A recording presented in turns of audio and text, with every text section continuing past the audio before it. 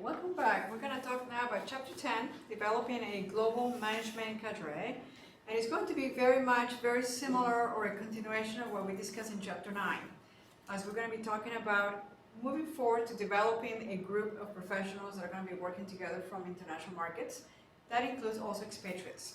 So let me kind of start walking you a little bit through what that means. So now we're going to talk a little bit more about emphasizing the critical role of expatriates, like we discussed in Chapter 9, managing, how do they manage those in host subsidiaries, and in transferring the knowledge to and from host operations. I'm going to talk about the knowledge and the importance of that international assignments as you go overseas for those managers that are getting that global experience, and recognizing the need to design programs for careful preparation, adaptation, and repatriation of those expatriates. We'll talk about the importance of keeping them and retaining them, as in some situations the retention and career management is not emphasized and not put a lot of emphasis, and we'll talk about why that's so critical. We'll also talk about becoming more familiar with the use of global management teams and how do we go about putting those management teams together, coordinating that cross-border business. We're going to talk about the importance of the role of a woman when it comes to international management. We'll talk about understanding the different variables of host country labor relations. I won't get too much into detail about the labor relations in foreign markets, but I will mention some that are very critical and some examples of what that means that impacts the manager's job to become more efficient. All right, let's talk about, in your book, it talks about a particular expatriate life. And in some cases, becoming an expatriate, it can be an adventure or it can be a hardship. Sometimes people think that becoming an expatriate is exciting. You go overseas, you work in a foreign market. For some people, it can be very challenging. When you go to a foreign market, it might not be that type of a wonderful experience as you go to another market and have to experience things that you were not used to. So in some cases, it can be an adventure or it can also be a hardship. Experiences abroad can be mixed. You might have a great experience living in a foreign market, but you might have one of the worst ones as well. So it's a mix of those two. Experiences vary by job, type, and location, depending on where they send you. If you go to Paris or if you go to Haiti, depending on what country they're sending you, what kind of job are you going to be doing and where are you going to be located? That all depends on the experience you're getting. Adjustment is easier for those going to places where culture and business are very similar. If you get sent to a country like Canada, Australia, from the US, very similar markets. But if you're going from the US and you're being sent to a place like Saudi Arabia, Qatar, Thailand, Nigeria, those are very different markets. So it can be a little bit more challenging to be able to get used to a different market when they're not the same location, right? Or similar practices or cultures. Most expert assignments to be career broadening. So most of the assignments are going to give you different skills. It's going to make you actually much more skillful to have something that is very unique. So let's talk about the critical role of expatriates, as we discussed in Chapter 9. How do we go about managing as you're working in a subsidiary, transferring the knowledge to the host operations? So here's a little bit of that. We talk about the expatriate life. Let me tell you my own experience. And so here we're going to talk about certain things that are important. Could include a nanny. I had one, and a nanny was very common as I lived in Colombia. That's something that, if you have children, nanny becomes something part of the culture. Having a driver, I had a driver that took me to work every day, and that's something that is very common to have a nanny or a driver, something that is not very common in some other markets. Bodyguard. I had a bodyguard when I was actually in Nigeria. You're always with someone as you were working in those markets. Tax-free income. Who pays for those taxes? It might be the headquarters. You might not really be responsible to pay for taxes. It might be more the employer. So you don't really deal with that. Run trip, home every year. So you get to go work in a foreign market, and every year you get to go home, and it's paid by the headquarters, by your company. They might give you language classes, and I had to take language classes when I was in Colombia every single week, sometimes every day. At the beginning of the morning, I would eventually have someone come to my office, and we did a lesson in Spanish. I'm working with local people, and I wanted to be sure that I could express myself and talk to them clearly. If you have children, private schools were paid by the company. Being laid off in a foreign country probably was something that could happen, but usually you're always working for the headquarters. So there might be situations where being laid off doesn't really exist. You're actually going back home. 26% of expatriates opt to continue their overseas assignments. They enjoy working so much overseas that after they're done with the assignment, most of them end up staying and they don't go back home. All right, here's a little bit about certain areas that are important. So let's talk about essentials for the international human resources management.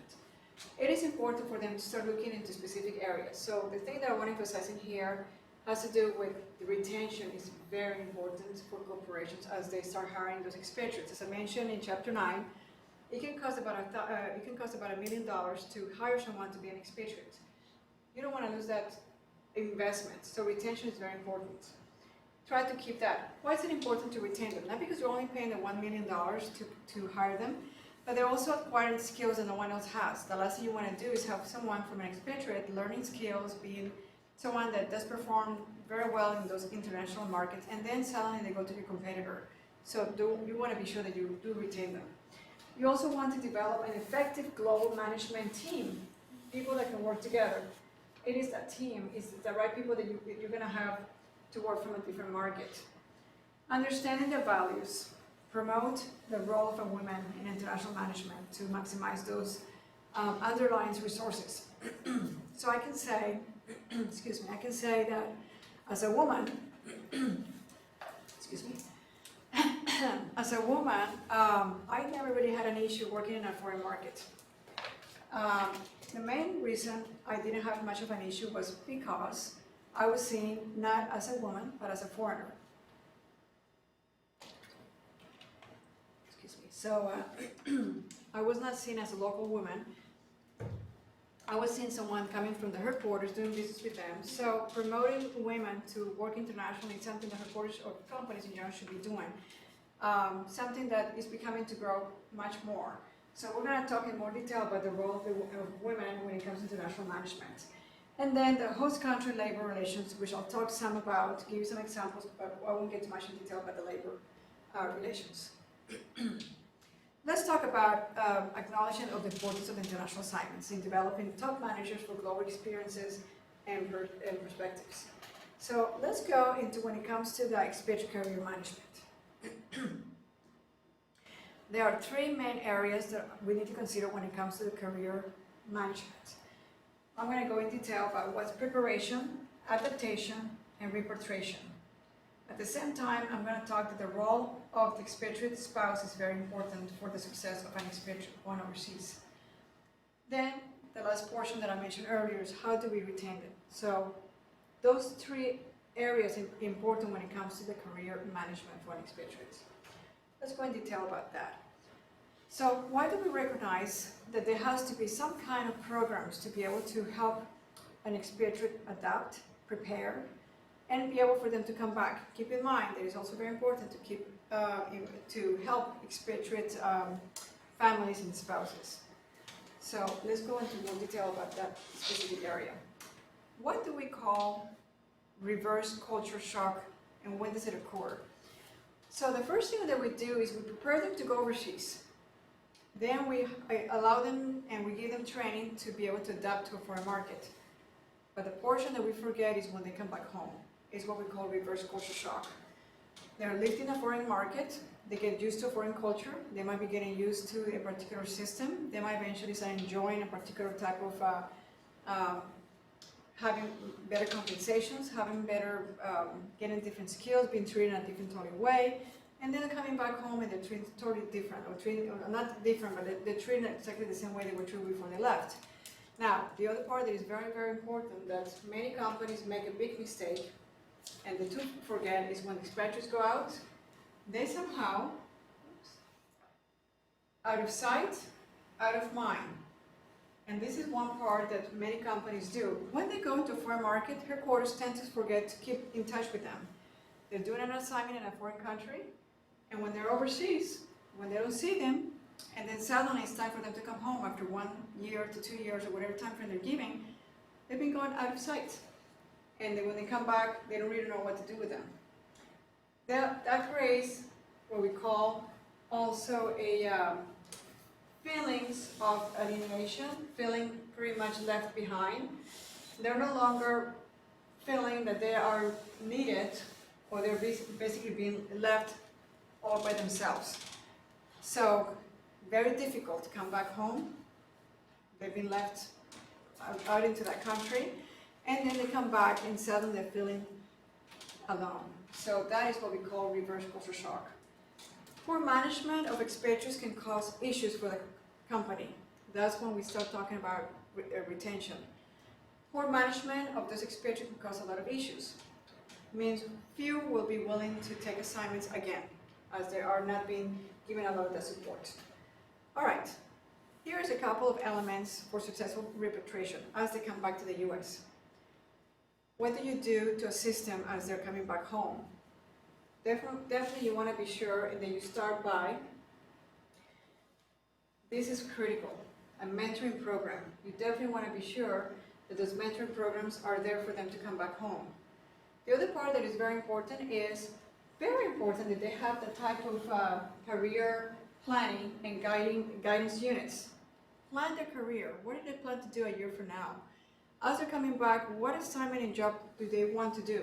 So if you have a mentor program and you have some kind of planning for them, the most likelihood is you're going to have a successful repatriation back program. And then at the same time, you want to be sure that there's a system for maintaining contact for those expatriates. And that's the part that we miss. That particular contact, maintaining the contact with expatriates, is the part that companies tend to miss quite a bit. All right. The spouse. Again, I'll mention this all over again. The number one reason for an expatriate not to succeed is the family or the spouse does not adopt and they end up coming back home. Now, if the company eventually takes care of their spouse, whether it's a male or female, and I'm going to mention something I want you guys to remember. Back in 2000, and maybe the percentage has gone higher, how many spouses were men that went overseas? The percentage is about 25% of spouses going overseas were men. And that's something that has been growing tremendously through the years. Now, when it comes to employment status, about 60% of the spouses already have a job as they go overseas, but about 21% are still looking and they're going to be employed as they go into the assignment. So it's much larger, the percentage, when they go overseas than when they go and get there and don't have a particular assignment. What expatriates want to be sure is that the spouses also have a job, otherwise it's going to create a big problem for them.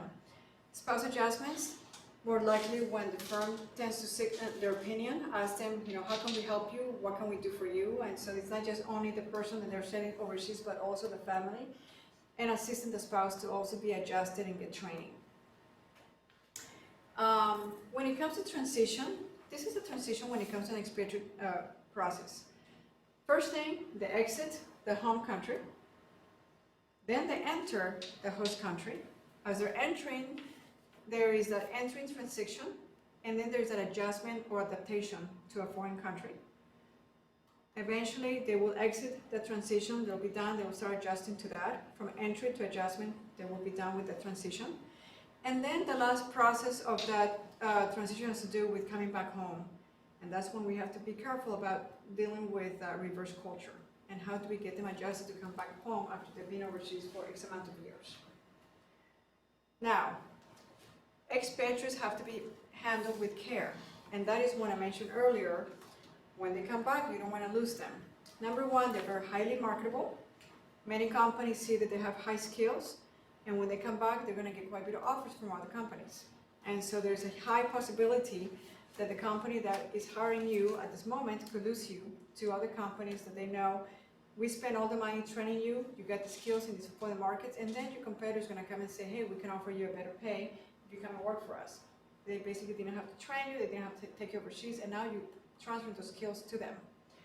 Also keep in mind that you're getting used to that overseas compensation package as you are working for a particular market.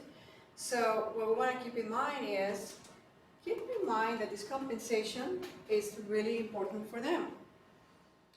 Compensation might be much higher. You're getting paid with given a house, a place, benefits, trips back home. You're saving a lot of money. So when you come back home, you're no longer that important. So those packages are not longer there. And they're very generous when you eventually are overseas. So now that when you come home, You got to be careful that you compensate them correctly, the same amount, or do something special not to lose them. Expatriates feel unappreciated when they come home, and that has to do with the same thing, the fact that they are not being given the same type of importance is going to make them feel that when they come home, they're no longer as important as when they were overseas, and that allows them to think about probably leaving that particular company. Now, here's a couple areas that I wanted to mention about the role of repatriation developing this kind of global team.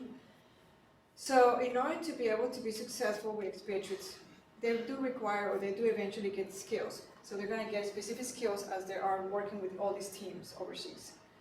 They're going to have managerial skills.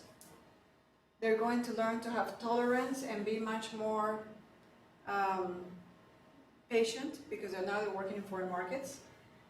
They are going to be actually have a multitask as they're also working overseas.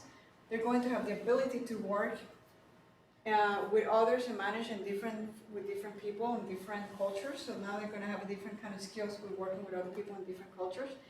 And then the ability to be able to do business overseas. So now you have skills in management, multitasking, working with different types of other people and backgrounds, and then just overall working in an international business setting. And then they kind of mention, in your book, different companies that have utilized these leading companies that have had this type of, developing these kind of groups, international groups. And they're focusing mainly on creating leadership, assigning specific areas of technology, having more of developing some kind of representation process so they can keep them and retain them. All right, a few more things that I want to mention about this chapter. And this has to do with variables influencing success for knowledge transfer for reputation management. So this has to do with the fact that firms value place on knowledge and transfer. So again, when they send you overseas, what's going to happen is that they're going to value the knowledge that you have now that you didn't have before you left. They also are going to look into how do you take that particular knowledge and where are you going to put that knowledge into a particular organization structure. And then the level of interaction of knowledge, how are you going to be able to use that knowledge and be able to transfer that to folks that you're going to be working with as you come back. So the influence as you work with others back home. The effects of multicultural teams. So we're going to talk about what are those effects. There are three different effects when it comes to those international global management teams.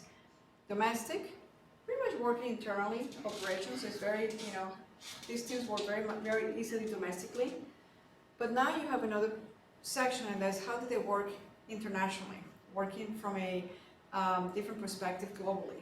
That has to do with building relationships with not only just internal employers and management, but working with buyers, sellers, and other types of areas under the international. And then you have what's the multinational, domestic, international, where now you have to be much more a group that's integrated with cultural, diverse managers, different types of technical people, from internal to external. So just kind of the overall different types of different teams. Now I want to talk about virtual teams, and I think in this one here we talk about an example. So let me just kind of go to the virtual teams. So now we're going to become more familiar with how do you go about using these global management teams? How do you go about coordinating cross-border businesses? Okay, so what does it mean to be a global virtual management team? That has to do more with a collection of managers from different types of countries. Not a very easy thing to do when you're dealing with different cultures, different languages, different strategies, different approaches, different types of managing people. So as you select this type of group, it becomes a challenge. So I'll give an example with Whirlpool International. They have people that were US Dutch. You have people that were actually in management in the headquarters from Italy. They have people that have a management team from Sweden, Italy, Dutch, Americans, Belgium. So there's a combination of all kinds of different backgrounds and cultures. Teams must provide the means to communicate corporate culture. So in some ways, even though they're very different and unique in their own ways, they might follow the same type of corporate culture. and be able to integrate that to the particular firm that they're working for. Okay. Now, here's the part about virtual teams. So, what do they represent? And there are some challenges to those particular virtual teams. A virtual team is someone working in a foreign market, not necessarily working here in the country, but working with someone in all kinds of different areas. What are you going to deal with when you have a global virtual team? You're going to have different geographic areas. It's going to be very complex. Now you have to look at different, as you do conference calls or you talk to them in a regular basis, you have to look at the complexity of the scheduling for communication, conference calls, different time zones, different holidays. I give an example. When I work with Cairo, we couldn't have any meetings on Fridays because Fridays is like a weekend, so we have to call them on a Sunday, which is the day that they actually is for them like a Monday. Time zones, you handle that with 6 hours difference, 7 hour difference, so if you have a whole group of people trying to get together, you're dealing with that. When you get the whole group together when they're in different time zones. Different cultures, different attitudes, different expectations, different rewards, different ways of thinking. Language barriers, you have to work with getting translators. Different accents, different way of expression. So you're gonna look through all these different challenges, technology. Some I know how to use, and let's use a simple example, Twitter, Facebook, social media, and maybe some others are not so much on top of that, or specific types of technology that might not be as used from one country to the other. So here are some of the virtual future needs. We're going to need for the virtual group, how to lead a virtual team meeting. In order to determine that, how do you go about setting that meeting when you have people from so many different places? How do you go about coaching and mentoring them from different places? How do you go about monitoring team progress when they're in different locations? How do you communicate technologies? How do you go about communicating when they're also in different areas? And then how do you manage team boundaries? All these are challenges and ways that needs to be addressed from a future perspective. All right. So pretty much, and here's the part where I start getting to areas where Task for Global Business Teams is cultivating trust among members. So if they're not with you, how do you about developing the trust if you're not going to be talking to them or seeing them in a regular basis? So that's going to be of a challenge. Trying to overcome the communication barriers because not being able to see them, the nonverbal communication is not there. Be able to align goals of individual team members when not everyone might have the same goals. Obtaining clarification on what the team's overall objectives is going to be. And then try to ensure that the team possesses necessary knowledge and skills to be able to work together. Okay, a couple more things here before we get into the last section of unions. So when it comes to management techniques to deal with cross-cultural collaboration challenges, has to do with individuals' tolerance and self-control. There's going to be challenges, and you have to find a way to deal with this and be patient about how to work with all these different virtual groups. There's always going to be a trial and error process as you're working with different people from different countries. How do you develop that personal relationship? And just trying to find a way to set up a little bit more of a transactional cultures in general. So patience, try and error, and then trying to set up this culture like that team is of a challenge. All right, I'm going to talk a little bit about the women's role. Here's a couple of videos that I'm going to show you about specific areas of where women were seen as leaders, and it has not been that way in every country. So for some of you, here's a couple of examples. There's going to be one case that's going to talk about the CEO from Pepsi, and I'm going to show a quick little video about how she went about being a very successful CEO. And then we have another lady from the Middle East, Soha Nasha, head of the Blanket Bank Middle East, and they both are very successful women, one from India and one from the Middle East. And when you look at those two different countries, both women are very successful, and they did run into some challenges. So I think I might be able to show this video. I don't know if then I'll probably go back and try to show this video towards the end of this presentation, but here are a couple of examples. that I'll kind of move on and then come back to that section.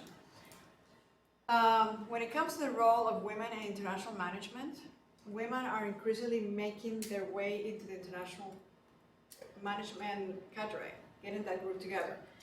Women are now being given opportunities to really reflect the cultural expectations for those host countries. I started doing international business back in 1990, and so it's been a long time, and now imagine how things have changed more than that, for the last 20 years or so.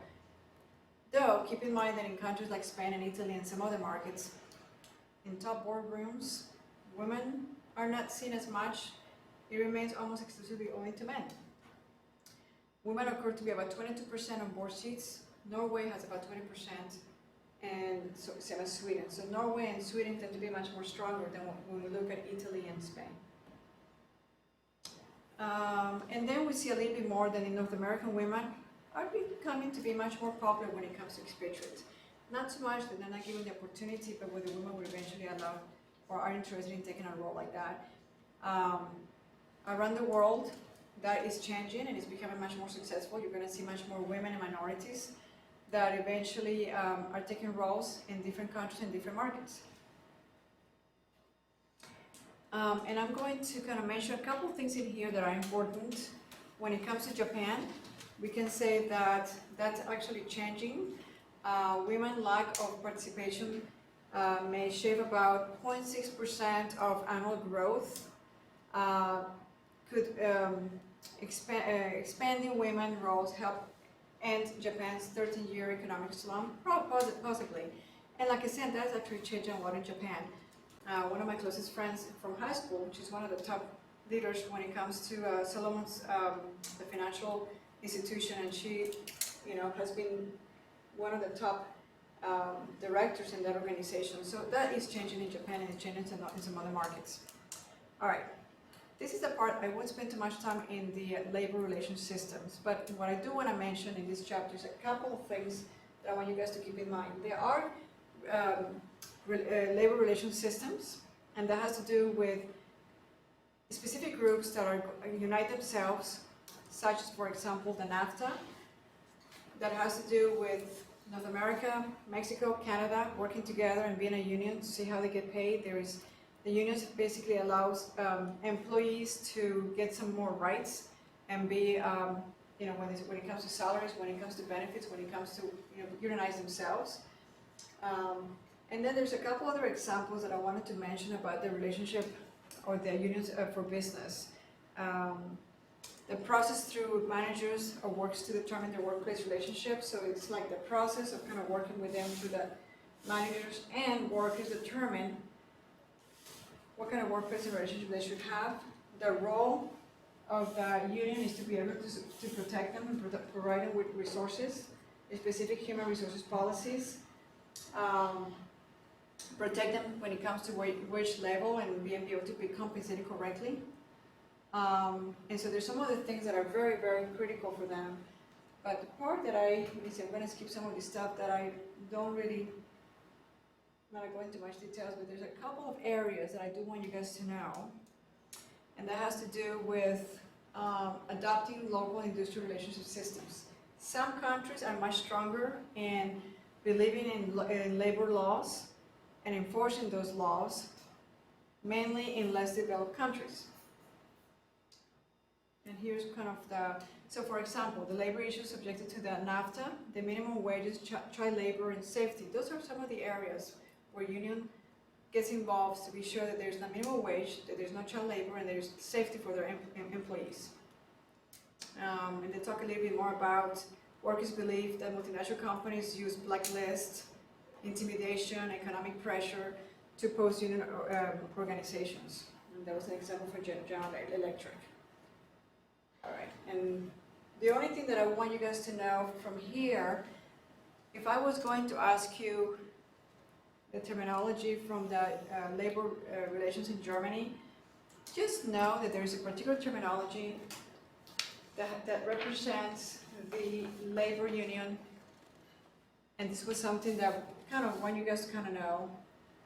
And so if I was going to ask you, how would you define a couple of condetermination. It refers to the participation of labor in the management of a firm. So condetermination refers to participation of labor in the management of a firm. And there is more under the German law. So a leave, it kind of helps them avoid them to get fired, give them more benefits, kind of make them give them more benefits in the fact of being stronger from the union perspective, kind of supporting them. Conclusion for this particular chapter, what do you need to know, is understand that the expatriate career management is important to maintain them, to retain them. What are some of those specific areas to retain them? And I explained that. Be sure that when they come back, they're being given a very similar compensation. Take care, don't, out of sight, out of mind, be sure that they are also always being followed as they're overseas. Put together a career plan as they come back, so the retention plans are very critical. Remember that expatriate spouses are the #1 reason why they fail, so concentrate in working with them and helping the spouses keep jobs and keep them happy, and also help them come back to to the US or to their home country so they don't fail and they don't go through that subculture shock. And then a couple other areas is how do you go about managing virtual global teams? And we talked about areas, about different time zones, different cultures, so kind of deal with that, and those are the future needs that has to be addressed. And lastly, the importance of labor relations, the system process, and what does that really represent. Let's not forget that the role of a woman now has changed and it's becoming much stronger when it comes to international and virtual groups. And I think that's pretty much it for this chapter 10.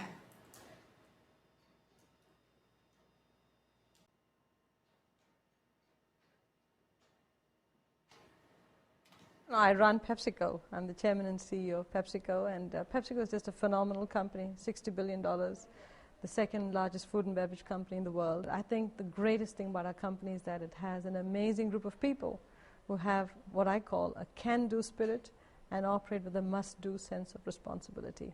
You know, I tell you, when you grow up in a country like India, especially the time that I grew up in the 50s and the 60s, there wasn't much to do there. There was no television, there was no internet, there was nothing.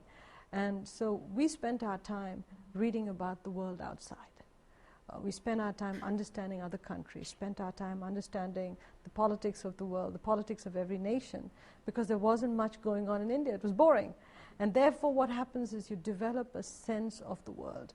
Because India was then an emerging market and still is, you know the problems of emerging markets.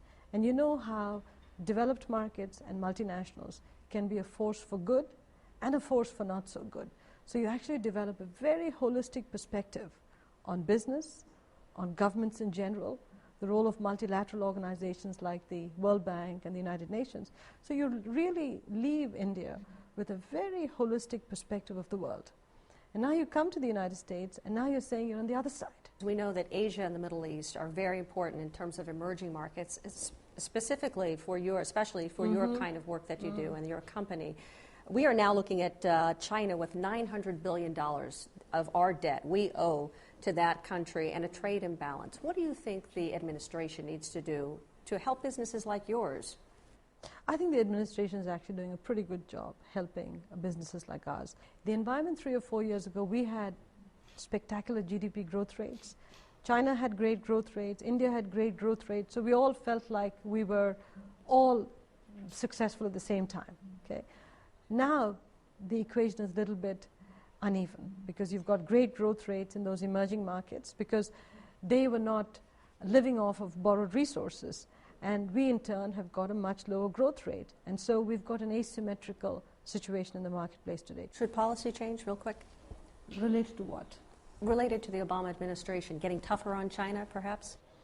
You know, we have to be very, very careful. Tougher on China related to what? And it's a very tricky one because the one side, if you take it from a strictly U.S. perspective, you can argue that you should get tougher with China because of trade imbalances, because their currency is managed. You can make all of those arguments. But then if you go and look at it through the eyes of U.S. business, by taking a tough stand on China, what are you going to do to businesses like ours who need China to grow? What makes you a unique leader? I rule the company with my head, heart, and hands. And I think many leaders that I've observed are in leadership positions and they use their head and hands, and the heart in a minimal way. I think one of the strengths and weaknesses that I bring to this job is that the heart is as important for me as the head and the hands. So I bring a lot of emotion to work. I look at all of my employees in PepsiCo as members of my family. How do you unwind? How do you relax? How do you balance everything? To me, when you're a CEO, and I think it's true for all CEOs today, work is life and life is work. And we actually love it. I love my job. I love interacting with my people. And when I do really want to do something radically different, I might listen to music, I go ballroom dancing, I go watch my favorite Yankees play. Do you experience discrimination, do you feel, being an Indian woman? Is it tougher? I don't think so. I mean, in today's world, I think the world is vastly different than it was 30 or 40 years ago. When I first came here, I think women, diverse people had to work harder to move ahead. But I think we've come such a long way, Suzanne, in the last 30 years. We've come such a long way. And the work environment is getting better and better for us because there's more of us. So companies are getting more used to people who are, of different backgrounds. So I don't think, I'm experiencing, quote, discrimination. But I'll just tell you one thing. If you do experience discrimination and you call people on it and explain to them what their behavior meant to you or how it impacted you, they usually change. Too often people don't even know that they're doing something that offended somebody else. So I think you've got to assume positive intent when these things happen. I run